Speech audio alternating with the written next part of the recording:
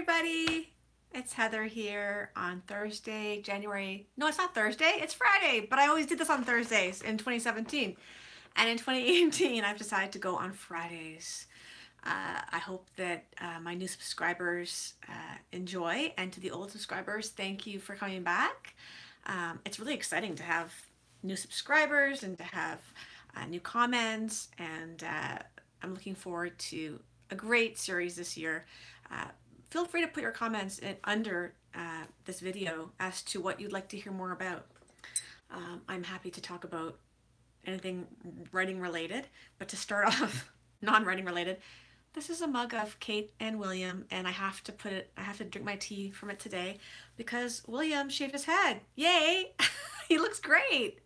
So here's to embracing your real self, and that's what the Wealthy Writer does. One of my many wellness tips, besides eating well and making sure you remember to eat and drinking lots of water and tea. And today I'll be talking a little bit about doing nothing, just taking a writer's break as one of the dealing with setback tips. But I think he embraced who he really is, and I think that's a big part of success as a writer, embracing who you really are and not trying to follow the crowd or follow what the trends are in writing, but being the person that you are and the voice that you are as a writer. So, it's very hot tea, I'm burning my hand. Okay, today we're talking about setbacks. And first off, I want to tell you that for 2018, not only am I moving the videos to Fridays, you know, I think I was cricket. Okay, in 2018, I'm gonna make sure I improve my videographing techniques with my video camera here. I have my old Underwood typewriter up there for you to admire. It's very old. In 2018, I plan to make these shorter than the 20 minutes they were. So again, in the comments, if you were fine with the 20 minutes, let me know. But I'm going to try to just chat about one topic and leave you at like 10 minutes, and that's good. And you can come follow me on Facebook because you know I come and do a little question and answer on Facebook after that.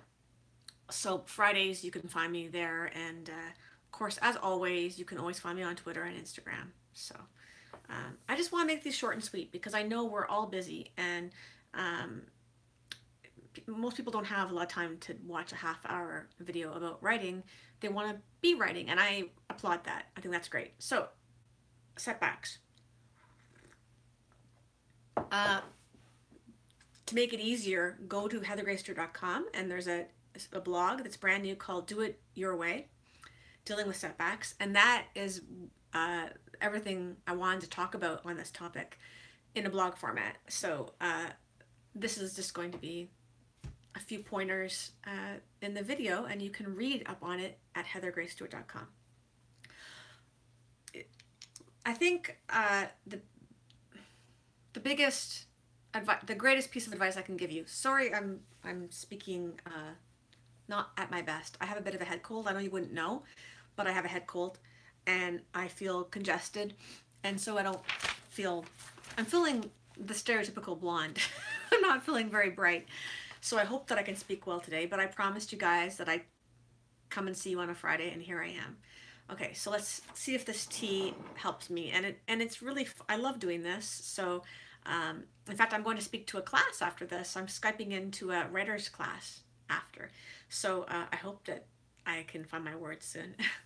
What I want to say is I think the greatest piece of advice I can give you, that as a writer, you're not going to get it on your first try or your second, and maybe not even your 10th try. I've been writing and submitting to newspapers and magazines and poetry journals since I was 20. That was when I first started submitting. I'm 46. In April I am. I'm 45 right now. And you need to know that it's not that easy. It's not overnight success. And I had dealt with so many rejections in my 20s, but I deal with just as many rejections now. And I think the key is the more you put yourself out there and the more you try, the more you're going to have rejections and you're going to have to face these setbacks. Not just rejections, but other kinds of writing related setbacks. So it's a mindset that you need to just get into, that, okay, I'm going to go for this. I want to be a published author. There are going to be hurdles and I'm going to get rejection letters, and it's just part and parcel. And once you start to accept that, then when they start coming, yeah, you might even have shed some tears. I did. Um, but you'll be, hopefully you can get it in your mind that with each rejection letter you're getting closer and closer to your goal. That's how I looked at it, and that's what got me to where I am today with 3 published novels, and one of them just got optioned for the audio rights, so the ticket's going to be an audiobook worldwide. That took me 20 years. I mean, I wasn't writing books back then, but 20 years of learning to deal with setbacks and rejection, and carrying on. I think, people say that the most successful people are those who just don't quit. They just keep going. And I would say that's true. I wanted to quit a lot of times. I wanted to give up, and I'm still at it, and I'm finding new ways. I think the thing about failure is you can still try again a different way. You don't have to give up on what you were trying. You just have to find a new way to fail. And hopefully by the 3rd or 4th time you won't actually fail. There's actually a quote about that from someone, I think it's Einstein, about failure and how making mistakes, you're not failing, you're just learning the right way to go about it, over and over until you find the right way. So set yourself up to fail. Like set yourself up to succeed, but set your mind that you could fail, and that then you won't be so disappointed, and it won't be a trauma to you. Of course, I throw a little pity party every time I get a rejection or something doesn't work the way I thought it would. But then it's like driving a car. There's a chance you could blow a tire. Drive as far as you can, and then if the tire blows, fix it, find a way to fix it, and then just move on and keep driving. And that's what it should be like in your writing career. You're going to get rejections. If you send out 40 letters, which I did for my first book, you're going to get rejections. And I got I guess 39 rejections, and then the 40th. It was something like that. I can't remember the exact numbers. I wrote them down once and I have them somewhere. If you ever want to know the actual numbers, I'll tell you. But I know it was around the 40 mark, because I remember thinking, God, I'm getting up there with 50 letters around the world to different publishers. And then it got accepted, my first book, by Morning Rain Publishing. And then after a few years, I decided to go out my own. But I did try to get the ticket with an agent to see if I could get in with one of the big publishers that exist, because you definitely need an agent to get in with the big 5. And this is one of my stories about my most recent rejection, my most recent setback. I had an agent be really interested in my manuscript for the ticket, and she said she laughed out loud on the bus. And I actually had a few nibbles, like interested agents, and then somebody who was so interested they wanted it to look at, and they had it for 3 months. I didn't know it would be 3 months, and the setback was that I really wanted it, and so I wasn't setting myself up to fail at all. I was like, I'm getting this. I'm gonna have this, and I wanted the agent, I think, more than even the book being published. I wanted to have an agent. So it was, but what you want and what the universe wants for you are 2 different things, I think. And I don't think it was meant to be. And I'm actually pleased about the setback, because after 3 months, I learned lessons. It took me a few more months to realize what I'd done. I had wasted time. I'd wasted time moping around, or kind of waiting around, or checking my email, or checking my Facebook feed. I did write. I remember writing other things during that time, but I really wanted this, and I wasted a lot of time waiting. Don't do that. Move on to the next thing. Always have another project on the go, and always, of course, you're going to be checking your email for this in the waiting period that you're in, but always have something else on the go. And so what happened was, I didn't get the agent, but I decided I had enough, I would say courage is the word, to say, I can do this on my own. Because actually, the agent was kind enough to say how wonderful it was and how much they loved it, but it just wasn't the right project for their company.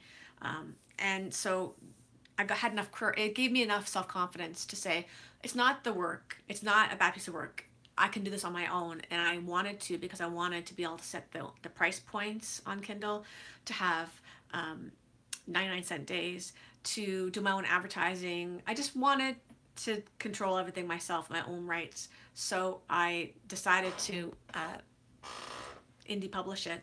And fast forward to just a few months ago, 2017, November 2017, a publishing company bought the worldwide rights to produce it as an audiobook. So if I had sold rights to a publisher, yeah, they could have put it out as an audiobook, but I just don't think it would have been the same process. It's exciting to have all the rights. I retain the rights to television, film, audiobooks, anything else that's coming out in the future. I mean, there's going to be hologram books in the future. I'm not crazy. I read a book about how hologram vidding is going to be the future. So Michio Kaku is my source. He's amazing. He's a physicist. And the future is hologram. I mean, just wait. We'll be talking to each other with holograms in the air. And so why wouldn't we be reading that way? And looking at our television and reading that way. And so, yeah, I think to the future and think about how books can evolve, how reading will evolve. We'll watch and listen to our books. And that excites me. I'm really excited about that. And so I have the rights to the ticket and to my other books, so that when these new medias exist, that come to pass, I'll have the rights to sell to whatever medium and company comes forward. Yeah, I think about those things. I always think ahead, but you should try to live in the moment of your writing and work on what you can for tomorrow, but don't look back and be wondering about whatever is with an agent or a publisher. Try not to spend too much time, waste too much time worrying about that. It's behind you. It's in their hands, and you can't do anything with it at this point in time. So just work on the next thing. So I've said to you that you have to prepare to fail. Of course, don't be a negative person walking around. Oh, they're not going to take it. They're not going to take it. That would be a horrible mindset to walk around with. I'm just saying rejections are part and parcel of being a writer, and they are stepping stones that lead you to what you want. I really see it that way after 20 years in the industry now, that with every rejection, you're getting closer to the right home for your piece of work. So think of them, like I said in the WordPress blog, I said rejections are stepping stones to what you want. And I've kept all my stepping stones. I've kept them in a filing cabinet, and I read them sometimes to remind myself how far I've come. Because I still have bad days. I still have days. I'm waiting for something right now, for some news, and it's driving me crazy. And it's good to look back and see where you're at, to remind yourself it's not always about, waiting for something to happen and to get big. Look at the journey you've come on. If you're someone who's just published your first book and maybe it's not going as well as you wanted, you expected more sales, try to remember where you were at a year ago when you hadn't put in a pen to paper or keyboard typing. Try to remember the blank page that you came from. Try to focus on that and look at how far you've come, instead of, oh my God, I've only sold 100 copies. And by the way, 300 copies for an indie book is what I've read is the standard of what sells. So if you're anywhere in that mark, you're average, and if you're above it, way to go. It's really hard to sell more than 300 apparently, as far as stats go. And some of my poetry books are still around 300 copies. Some of my ones that didn't take off as much. I don't even do that anymore, though. I don't count sales like that. Maybe someday my accountant's going to make me, but I don't do that. It's more, I love looking at the engagement of people, how people have been affected by my words or even by these videos. And that's heartwarming to me. And that's why I really ask that for the next little while you write in the comments what you'd like to hear from me, what your struggles are, and let me know how I could possibly help you. Um, and you can also find me on Facebook. I'm doing the chats, so they're a Q&A format, so you can type at me that way on there. I don't think you can actually live type here on YouTube, and it surprises me, but they should be getting to that soon. Everything's possible, right? So do remember that rejections lead you to where you belong, where you won't find the perfect home for your work until you go through that process. And yeah, it's frustrating, but one day you'll post them up on the wall. I had some up on my wall, and some of them were quite funny because I'll just tell you this one quick story, and then I'll go. One of the rejection letters I got said to me, we will now shred your material. And they had kept it for a whole year. It was a children's book that I ended up doing anyways on my own in the end. But it said, we will now shred your material. I hadn't sent the material. I hadn't, because they had told me in the submission requirements, please just send a query letter. So here they were saying they had my material and they hadn't even looked at it. They'd just gotten the query, which explained a short synopsis of my book, and maybe I had a poem title. I don't recall. It was years ago. And I put it up on my wall and I circled it, and I actually had a moment where I put, you guys are going to regret this one day. And my daughter grew up one day and saw it, and she put like faces on it, and it was it was therapy. And I have another letter that's not a rejection letter, that was when I sold my first rights to my poetry at Oxford University Press, when they were asking for my poems to be in textbooks and on audio CDs. I love the idea that my poetry would be read by students and would help them enjoy school and enjoy poetry. And someone is talking live. Hey, Eve. Yes, you can live type. Well, this is great news, because this is what I wanted to do, and I just maybe I didn't have enough people doing it yet, but I've got the subscribers now, and I really hope you guys will type your questions at me. I like doing Facebook too, and it's a different audience, so I will try to do all of that on a Friday, even when I have a head cold. Like, the show must go on, right? So my tips for dealing with setbacks are kind of regular psychology stuff, but I just need you to know that just when you have a rotten day and you've gotten some rejections, or you feel like your piece is lame and it's just not working and it's just not right, just look to me, okay? Because I'm not like a massively successful author, but I have come so far in 5 years. I cannot get over it. And I did it as an indie. So, I mean, I started off traditionally published, and I still have the option, because I've got an amazing publisher who keeps saying you could write, in fact, I'm writing some short stories for them. So I might do a collection of short stories.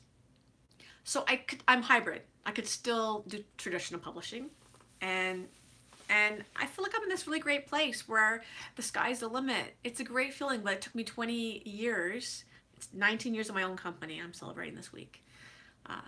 LinkedIn told me this, and I didn't know it. Next year will be the big 20. So we'll have to do something special for that, guys. But just look to me and just try to remember that, like I did it, so you can too. And I did it. I'd like you guys to do it with a little less anxiety. I had a lot of anxiety in the early years, especially around social media. And now I found a place where I'm really enjoying the marketing and social media, and it's not a struggle. And that's why I'm saying, when I say wealthy, yeah, I've made a profit finally every year, the last couple of years. But I want you to have a wellness approach. So wealthy. That's really important to me, because there can be a lot of stress in owning your work and being in charge of every aspect of your work. And you have to approach it with a wellness approach, with it being your passion and with it being something that actually feeds you instead of starves you. So, and takes away from you. So I've reached that place, and I'm getting all emotional about it. And I would just like to offer you strength and belief and hope that you can do it too. Um, and as I go through new struggles, I will definitely talk about them. I'm working on a new novel right now, and of course, I'm going through all the self-doubt process again. And I'm starting my first collection of short stories. I've never done that before, so we'll see. We'll see how this all goes, and I like that we're taking this journey together. So thank you, new subscribers. Thank you, people who've been with me for since the beginning in October. And here's to a great year. And here's to William's shaved head. Looks awesome. Cheers, and have a great week. And I'll see you next Friday. And thanks for tuning in. Bye bye.